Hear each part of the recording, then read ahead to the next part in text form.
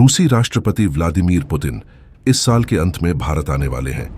संभावना जताई जा रही है कि इस दौरे पर पुतिन भारत को Su-57 stealth fighter jet offer कर सकते हैं। यह रूस का 5वीं पीढ़ी का एकमात्र फाइटर जेट है जो सर्विस में है। ऐसी भी संभावना है कि अगले महीने फरवरी में एरो इंडिया 2025 के दौरान रूस का सुखोई Su-77 लड़ाकू विमान भारत आ सकता है। रूस का पहला 5वीं पीढ़ी का स्टेल्थ फाइटर Su-57 बेंगलुरु के येलहंका एयर फोर्स स्टेशन पर भारत और दुनिया भर के अन्य फाइटर जेट्स की प्रभावशाली लाइनअप के साथ प्रदर्शित किया जाएगा। यह विमान भारत के रक्षा विश्लेषकों और नीति निर्माताओं के लिए काफी महत्वपूर्ण साबित हो सकता है। रूस का 5वीं पीढ़ी का स्टेल्थ फाइटर सुखोई द्वारा निर्मित Su-57 दुनिया के सबसे उन्नत स्टील्थ फाइटर जेट में से एक है। विमान ने पिछले साल नवंबर में चीन के एरो शो सहित अंतर्राष्ट्रीय मंच पर अपनी उपस्थिति दर्ज कराई है और हाल ही में इसे रूस की वायुसेना में शामिल किया गया था। रूस द्वारा विकसित पहले 5वीं पीढ़ी के फाइटर जेट के रूप में Su-57 से स्टेल्थ, स्पीड और मनूवर करने के मामले में अत्याधुनिक क्षमताओं से लैस है, जो इसे पुरानी चौथी पीढ़ी के फाइटर जेट से अलग करता है। भारत अगर रूस से Su-57 फाइटर जेट खरीदता है तो इसे एक रणनीतिक शक्ति के रूप में देखा जा सकता है। भारत का सबसे शक्तिशाली पड़ोसी देश चीन ने कुछ दिनों पहले ही 6ठी पीढ़ी का लड़ाकू विमान उड़ाकर इतिहास रच दिया।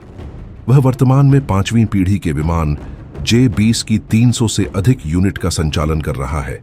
वहीं उसने J-35 लड़ाकू विमान को सफलतापूर्वक उड़ाकर अपनी ताकत का प्रदर्शन किया है। पाकिस्तान ने भी चीन से J-35 विमान खरीदने का ऐलान किया है।